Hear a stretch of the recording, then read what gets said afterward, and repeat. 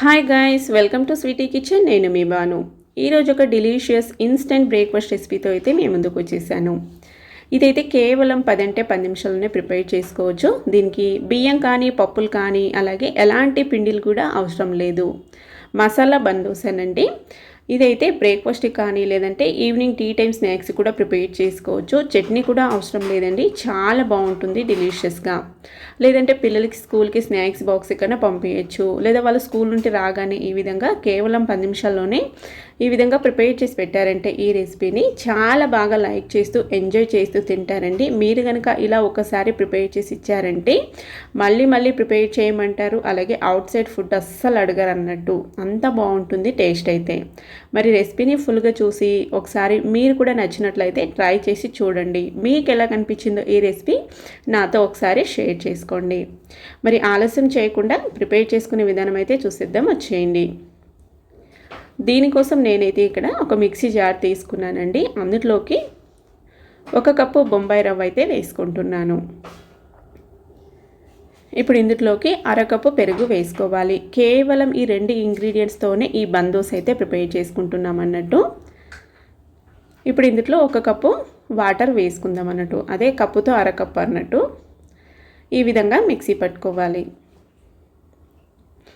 చూడండి, ఈ కన్సిస్టెన్సీ వస్తుంది అన్నట్టు. 1 కప్పు రవ్వకి 1 కప్పు ఇంకేం 1/2 కప్పు పెరుగు, 1/2 కప్పు నీళ్ళు వేసుకుంటే ఈ కన్సిస్టెన్సీ వస్తుంది.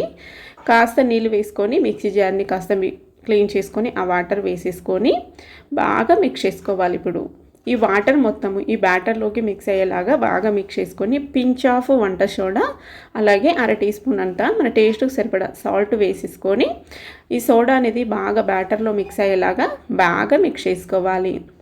మీరు కావాలంటే 1 అవర్ వెయిట్ చేసి చేసుకునేటట్టుంటే సోడా అవసరం లేదండి. నేను ఇన్స్టెంట్గా చూపిస్తున్నాను కాబట్టి పించ్ ఆఫ్ వేసుకుంటేనే బాగుంటుంది. ఇప్పుడు ఒక 10 నిమిషాలు పక్కన పెట్టుకుందాము.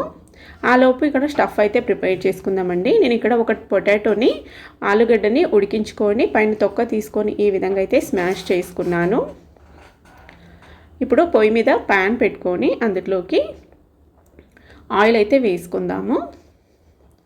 ఈ విధంగా 1 టీ స్పూన్ అంత ఆయిల్ వేసుకొని పోపు దినుసులు అయితే వేసుకుందాము. నేను ఇక్కడ పచ్చిశనగపప్పు, కొన్ని మెంతులు అలాగే కాస్త జీలకర్ర వేసుకొని ఇంకా పచ్చి కరివేపాకు, 1 పచ్చిమిర్చిని చిన్నగా ముక్కల్లాగా కట్ చేసుకొని వేసుకున్నాను.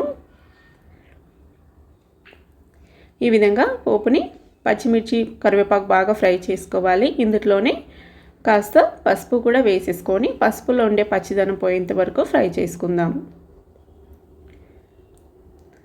ఈ విధంగా ఫ్రై చేసుకున్న తర్వాత ఒక చిన్న ఉల్లిపాయనండి, మీడియం సైజు చిన్న ఉల్లిపాయని చిన్న ముక్కలుగా కట్ చేసుకొని వేసేసుకొని ఈ విధంగా బాగా మిక్స్ చేసుకొని కాస్త సాల్ట్ వేసుకుందాం అన్నట్టు. మన స్టఫ్కి సరిపోయేంత వేసుకోవాలి, మరీ ఎక్కువ వేసుకోకండి, మళ్ళీ సాల్టీగా అవుతుంది. ఇప్పుడు ఇందులోకి స్మాష్ చేసి పెట్టుకున్న పొటాటోని కూడా వేసేసుకుందాం. ఇప్పుడు పొటాటో ఈ పోపులో బాగా మిక్స్ అయ్యేలాగా బాగా ఒక 2-3 నిమిషాల పాటు ఫ్రై చేసుకోవాలండి. ఈ విధంగా మిక్స్ చేసుకుంటూ ఫ్రై చేసుకున్నామంటే మనకి ఈ స్టఫ్ అనేది బాగా రెడీ అయిపోతుంది అన్నట్టు. ఇప్పుడు స్టవ్ ఆఫ్ చేసేసుకొని దీనైతే చల్లారబెట్టేసుకోవాలి. ఈ విధంగా కాస్త చల్లారిన తర్వాత చూడండి, ఈ విధంగా చల్లారిన తర్వాత దీనైతే పక్కన పెట్టేసుకుందాం. టేస్ట్ అయితే చాలా బాగుంటాయండి. బ్రేక్ఫాస్ట్ కూడా ప్రిపేర్ చేసి చూడండి ఒకసారి, డిఫరెంట్గా ఈ విధంగా ఇంట్లో అందరూ చాలా బాగా లైక్ చేస్తారు అన్నట్టు.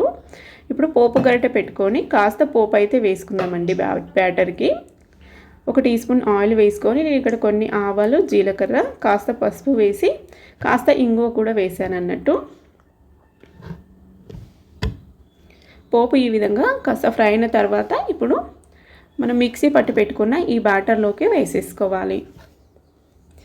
మనం మార్నింగ్ లేయగానే ఎక్కువ హడావిడి లేకుండా కూడా ఇన్స్టెంట్గా ఈ రెసిపీ అయితే ప్రిపేర్ చేసుకోవచ్చండి. ఎప్పుడైనా దోశ బ్యాటర్ లేనప్పుడు లేదంటే మార్నింగ్ డిఫరెంట్గా ఏమైనా తినాలనిపించినప్పుడు కూడా తప్పకుండా ఈ రెసిపీ ప్రిపేర్ చేయాల్సిందే అన్నట్టు. టేస్ట్ అయితే డెలీషియస్గా ఉంటుంది కదా, అందుకే చెప్తున్నాను.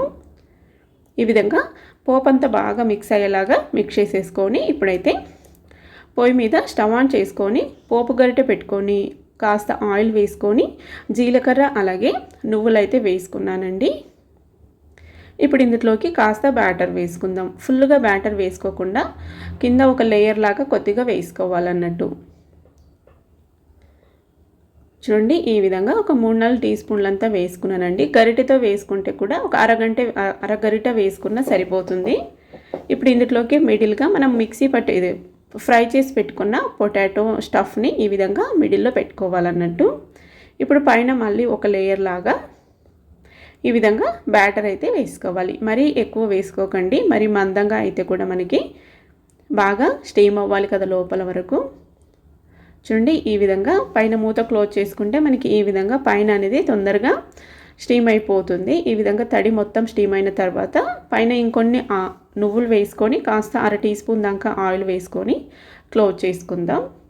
ఇప్పుడు మనకు ఒక 5 నిమిషాల తర్వాత అన్నట్టు ఒక 3-4 నిమిషాలైనా పర్లేదండి, మీడియం ఫ్లేమ్లో పెట్టుకుని ఉంటాం కదా, మనకి కాలిపోయిందని తెలిసిన తర్వాత రెండో సైడ్కి టర్న్ చేసుకోవాలి. ఈ విధంగా చూడండి కింద మనకి ఈ విధంగా బాగా కాలితేనే లోపల వరకు బాగా స్టీమ్ అయి ఉంటుంది అన్నట్టు. ఈ విధంగా రెండు సైడ్ల ఇదే విధంగా కాల్చుకున్నామంటే మనకి రెడీ అయిపోతుంది. చూడండి ఈ విధంగా రెండే సైడ్ కూడా ఈ విధంగా బాగా కాలాలన్నట్టు. చూడండి కేవలం 10 నిమిషాల్లోనే కదా ఇన్స్టెంట్గా మసాలా బందోస్ అయితే రెడీ అయిపోయింది. చాలా బాగుంటుందండి. పిల్లలకి మనం ఈ విధంగా ప్రిపేర్ చేసామంటే మనకి బేకరీ ఐటమ్స్ అస్సలు అడిగారు అన్నట్టు మళ్ళీ మళ్ళీ ప్రిపేర్ చేయమంటారండి. అంత బాగుంటుంది టేస్ట్ అయితే. పైన నువ్వులు వేసింటాం కాబట్టి వాళ్ళ హెల్త్ కూడా చాలా మంచిదండి. వాళ్ళకి కావాల్సిన కాల్షియం కూడా దొరుకుతుంది. అలాగే మిడిల్లో మనం స్టఫ్ చేసింటాం కాబట్టి పొటాటో స్టఫ్ని టేస్ట్ కూడా చాలా బాగుంటాయి. మరి రెసిపీ నచ్చినట్లయితే తప్పకుండా ఒకసారి ట్రై చేసి కామెంట్ చేయండి. Thank you for watching.